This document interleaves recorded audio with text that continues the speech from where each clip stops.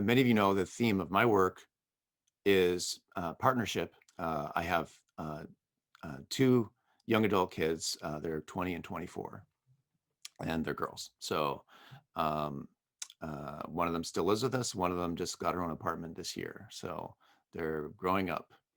And by the way, speaking of partnership, I just want to say the more you invest in it as early as you can in building a really strong partnership with your kids, um, it just blossoms and unfolds so beautifully. I have to share this story. This is a little self-indulgent, little parental pride here, but I just want to say my 24-year-old daughter came up to my wife and me yesterday and said, "I just did something impulsively, and I hope you guys aren't mad about it." And we thought it was going to be some horrible thing. She said, "I just bought you guys a new TV." Because we had watched a movie together last night and we noticed our TV was aging, and she said, I said, We don't need you to buy a new TV. It's okay. We don't need a new TV." She said, "No, I really wanted to do it. And I just feel so good about how I have a good job now and I'm making my own money." And clearly she just wanted to, it was a point of pride for her. It would have been insulting for us not to accept the gift. But also, it was a kind of a way to a kind of a rite of passage for her to say, I'm at that point now where I can actually give back to my parents.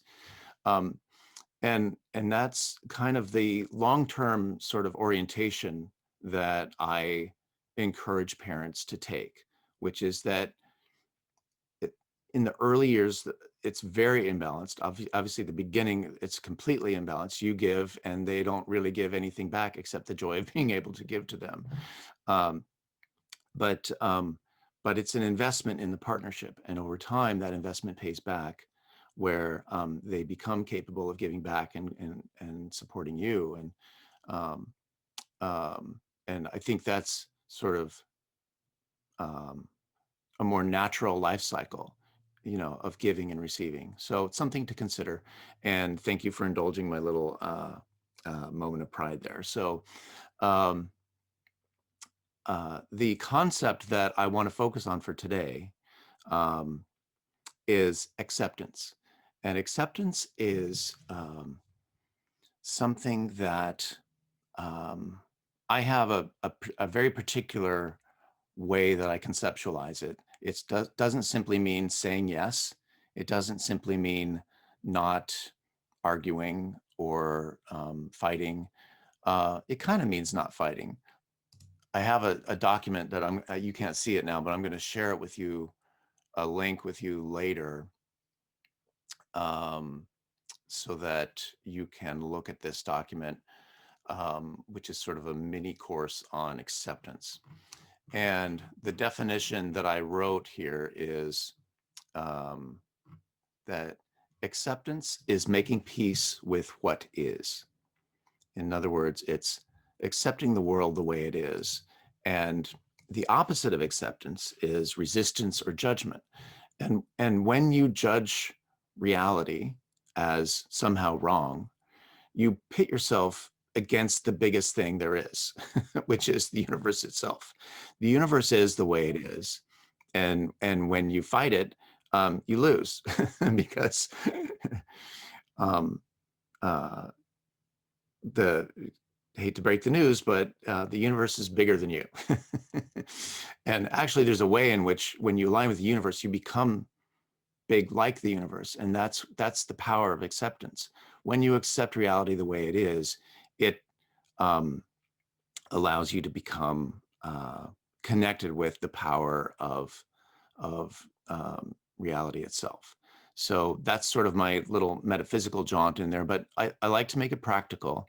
So we're going to talk about acceptance um, as a kind of a practical way to start any journey. In other words, if you want to get from here to there, but you're saying, I shouldn't be here, I don't like here, the way here is sucks. Um, that resistance of where you are prevents you from focusing on where you want to be. And so acceptance, if you begin any journey or any process with some kind of internal acceptance, making peace with things the way they are, then that journey will be so much easier and so much more enjoyable.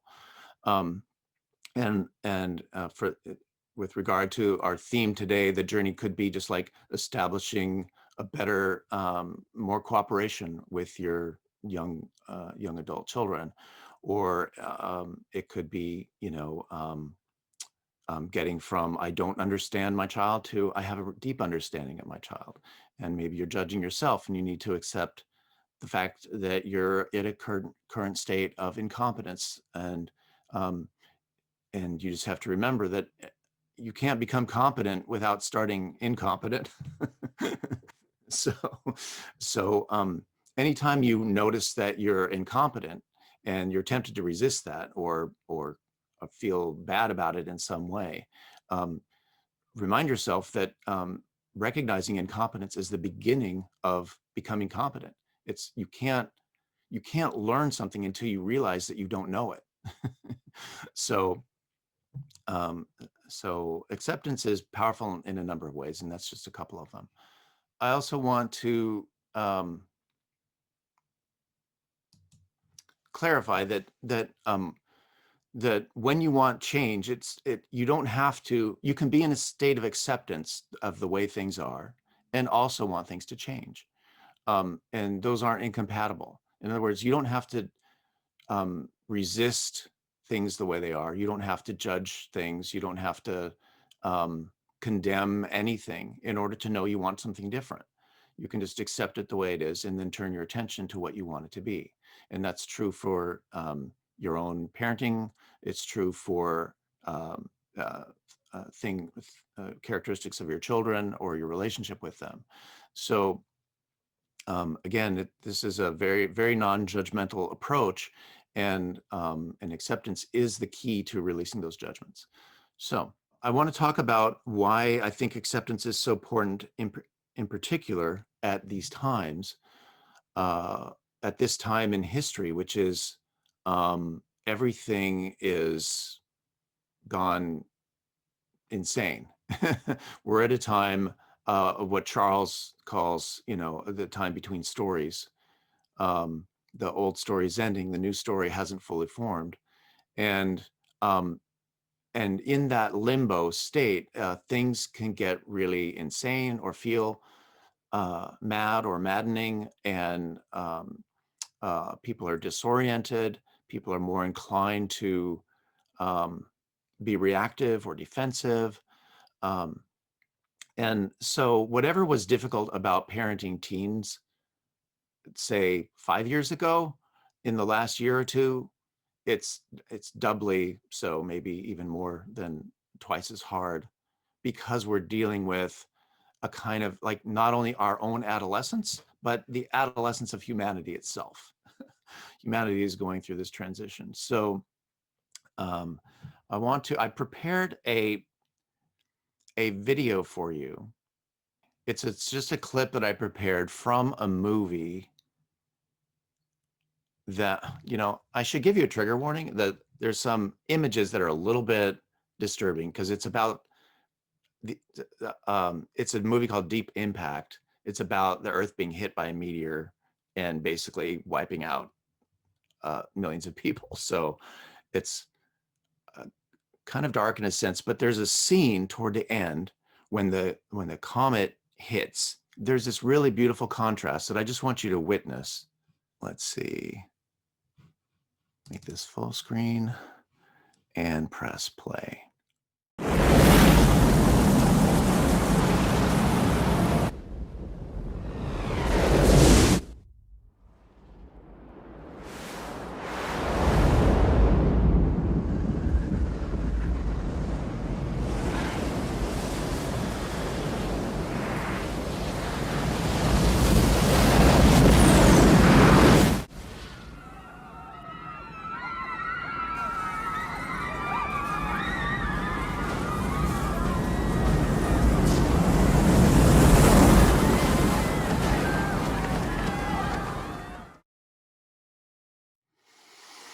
So there it is. This is the moment in the film that made it watching a mostly bad film worth watching to me, because it exemplifies the power of acceptance. Here's a couple who recognizes they're gonna die. They're like, there's no escaping this, and everyone is screaming around them, frantically trying to escape the inescapable. And here's two people who just remembered what really matters, that love is what matters, and their love for each other is what emboldens them to the radical act of just accepting what is. And I like to use movie scenes. I'm really impacted by movies and music. And so I have a file that I keep in my head of those powerful scenes that remind me of the things that help me reconnect with my power. And that is one of them. I only watched it this year. It's an older film, but I watched it this year, and I was like, I'm going to remember that scene, because it reminds me that when everything is in chaos, I can go back to that core. Literally, the core, the heart of the matter is love. So acceptance is the ultimate act of love in many ways. So I just want to have that be something that you can recall. And then I'm going to go back to this document that I shared with you and just skip to an exercise that we can do sort of briefly. I'll just lead you through this exercise. Really, it's a simple way to practice acceptance, which is, and I'm just going to lead you through this, and you can do this and then decide later if you want to share any of the insights that you get from doing this exercise. So the first step is just to recall some kind of stressful parenting situation that you've been through, and just sort of distill it down to one thought about, whatever it was that happened. The second step would be to just, you might do this in writing later, but now just do it in your head, is to make a mental list of what are the resistant thoughts? What are the thoughts that I'm sort of, that are running in my mind? What are the things that are kind of, I'm telling myself about this situation, that are resisting reality, that are telling me things should be different than they are? And it could be something like, my child should be more cooperative. I should not lose my temper. There's all kinds of things that it's either a judgment of your child or yourself or the other aspects of the situation. So you kind of just sort of filter through and observe all of those resistant thoughts. And then the third step is to just affirm and accept the truth of the situation. So to just tell yourself, in spite of all those resistance thoughts and judgments and what you may think about it, the truth is, he's not cooperating.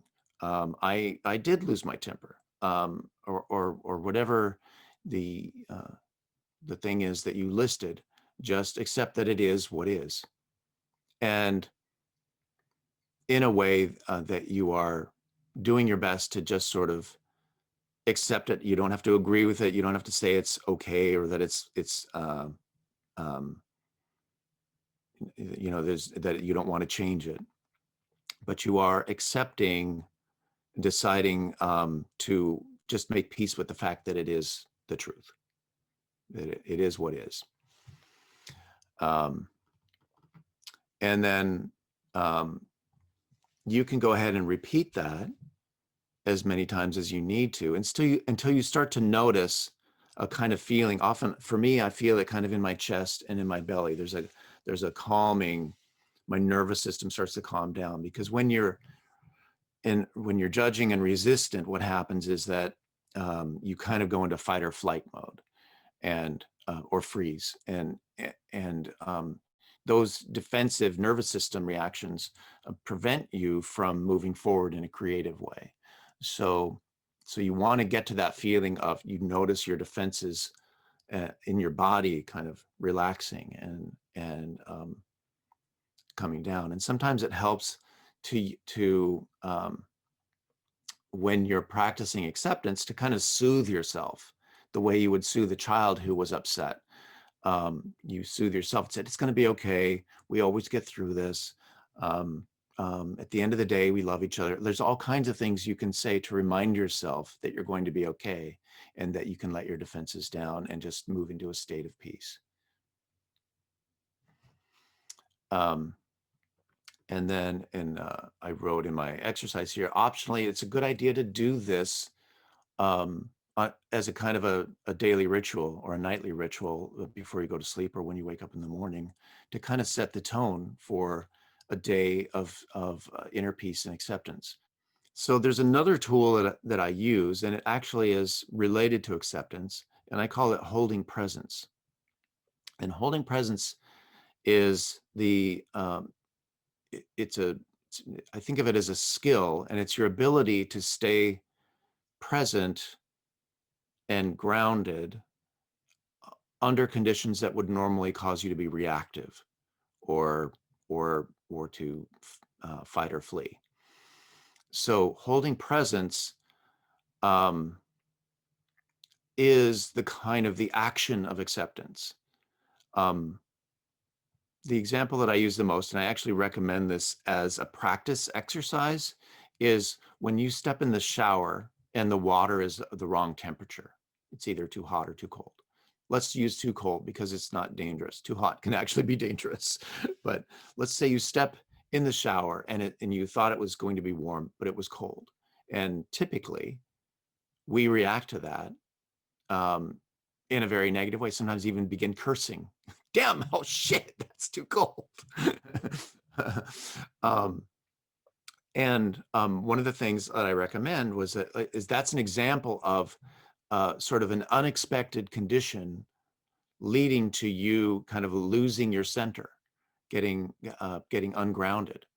And so one of the things I recommend is to actually intentionally turn the water a little bit too cold, not so cold that it would be painful, but just a little too cold that would normally bother you a little bit, and step into that water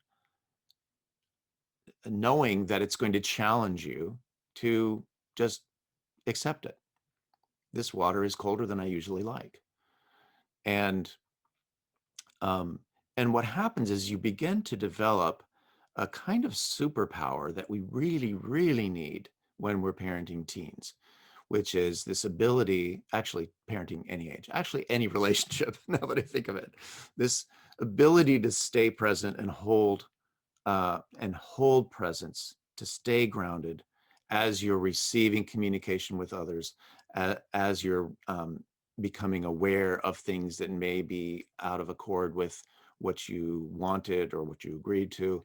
Like, all of these things can throw you off your center, and you need a conscious tool to use to stay grounded and to stay centered. So this idea, just telling yourself, I can hold presence in the face of this unexpected circumstance, whether it's something my child did, something I did that I didn't expect to do or that I wanted to do better. It could be my I wanted something and I didn't get it. Whatever the case is, there is a tendency to lose your presence in that moment as soon as you become aware of that things aren't what you wanted or aren't what you prefer. So if you can notice that tendency to suddenly lose your center, to lose your groundedness, and to tell yourself, I can hold presence with this. It may be that your child is throwing a bit of a tantrum or angry, and it's harder to stay present with someone who's angry. So and it's a gift if you can do it. So it's a skill that when you practice it, you're actually giving a gift to your loved one, but your willingness to stay present with them, even when they're off center, even when they're reactive, even when they're even perhaps cursing at you. Um, if you hold presence, it means instead of taking it personally and defending yourself, you're just staying uh, connected to your heart, and in that space and time, not trying to um, assure any kind of appropriateness, but just being there. So this is something that I would encourage you to practice. Look for ways to practice it. My shower idea is just a kind of an obvious way to practice not reacting to something that's a little bit disturbing. But you can do it.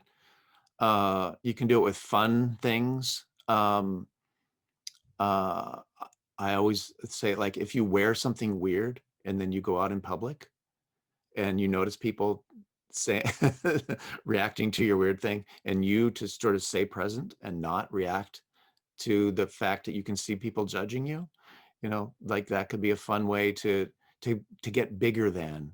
I sometimes call it your bigness. So when you hold present, you're connecting with your bigness. You're bigger than the um, version of yourself that would react and need to be defended. When you're really powerful, you don't need to defend yourself.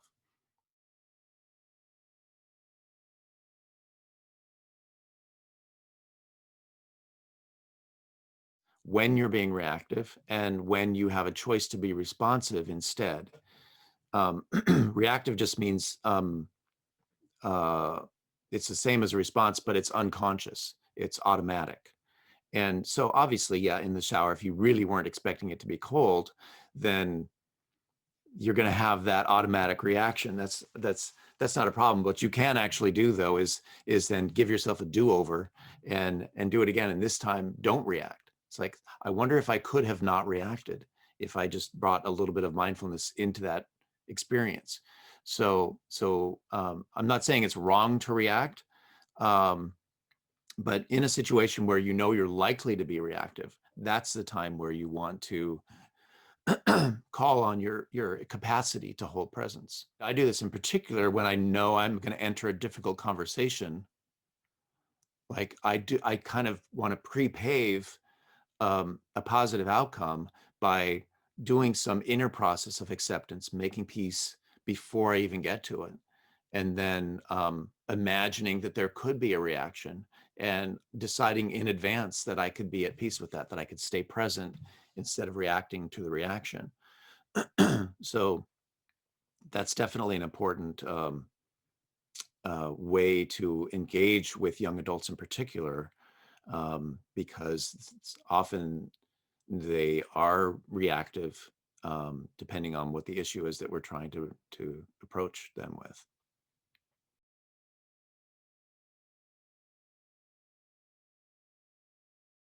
I love your question. That is a really important consideration. And I want to focus on something you said. Is it okay to mess up? Absolutely. And in fact, I use the word okay as my shortcut for acceptance. Okay can have two meanings. One is I agree, which is not what acceptance is. It's not the same as agreement. But it can also just mean acknowledgement. It's like, um, I acknowledge that it is what it is, right? Like that's a kind of acceptance. And so when you say, is it okay if I make a mistake? Yes, I can accept that. It is okay, right? And to tell yourself, okay, whew, I messed up. Okay, like that's a good way to soothe yourself into a state of acceptance, and um, and to recognize that um, there's really no such thing as failing unless you stop at the moment of error, right? If you have an error and then you stop, then it's a failure. But the process of trial and error requires you to make errors and then continue trying until you become more competent and have a positive outcome. Uh, so when you mess up, you can say, oh, I messed up. And you kind of get better at accepting that, and then saying, I wonder, how many more times I'm going to mess up before I get really good at this. Let yourself get curious about your own growing competency around whatever the issue is. And with regard to time, there is this gap that you want to, as you become more skilled, you increase the time or the need for a time gap. In other words, you might have a total horrible reaction to something, and then a day goes by before you realize, oh, wow, I really messed up. I need to make amends, or I need to somehow give myself some kind of a do-over so I can practice doing it in a more conscious way, whatever the thing may be. And so that's a delay of a whole day. But there's no reason why it couldn't you couldn't set the intention. So next time that happens, I want to notice. I don't want it to take me a whole day to notice. I want to notice within an hour. And then the next time you notice with an hour, and then it's still fresh, and that makes it easier to go back and make amends, or do it over and practice a more skillful way of whatever it is. And then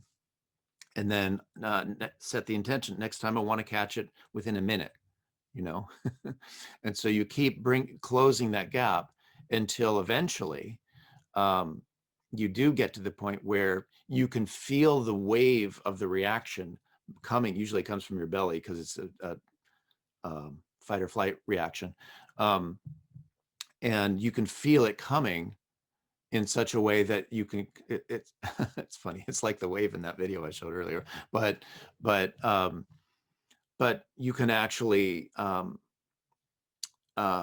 rise above it. The part I didn't show from that film, by the way, is that the daughter of that couple, they had a baby, and they gave their baby to their teenage daughter and her boyfriend, who had a motorcycle, and and they took that motorcycle to high ground so that they wouldn't get swept away by the wave. It's a really beautiful metaphor, I think. The reactivity is something you can rise above.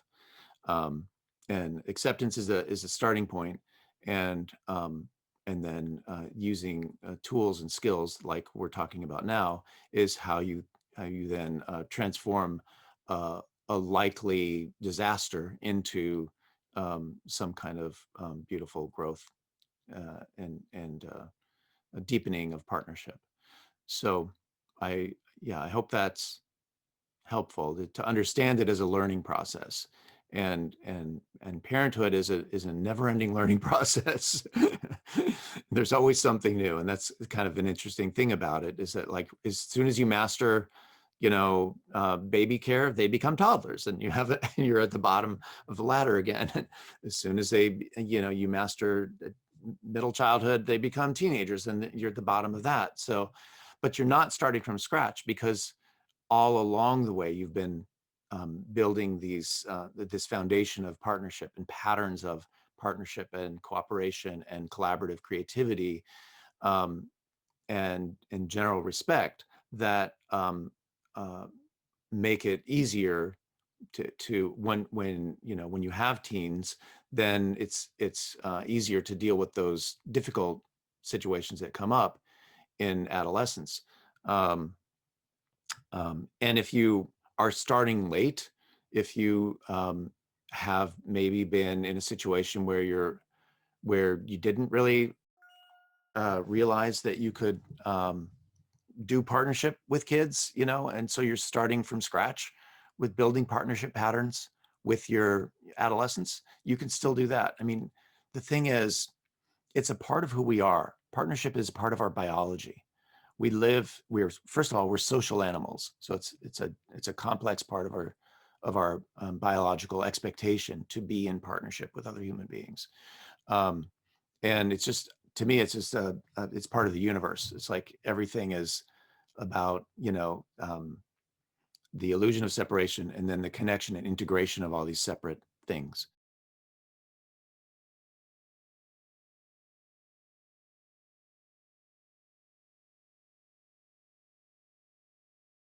Yeah, beautifully said. And I liked the idea of thinking of a partnership as a whole entity, as a single entity with different parts. That's what the partners are. But as a single entity, you can attend to any part, and you're attending to the whole partnership. It's like if I'm cleaning my kitchen, I'm cleaning my house, right? It's like it, it's not like I have to clean every room at the same time in order to be cleaning my house, you know. So sometimes you clean the kitchen, sometimes you clean the bathroom, and and sometimes you leave a mess, whatever. But but the point is that when you give attention to yourself, it's not like you're taking attention away from the whole partnership, because you're part of the partnership.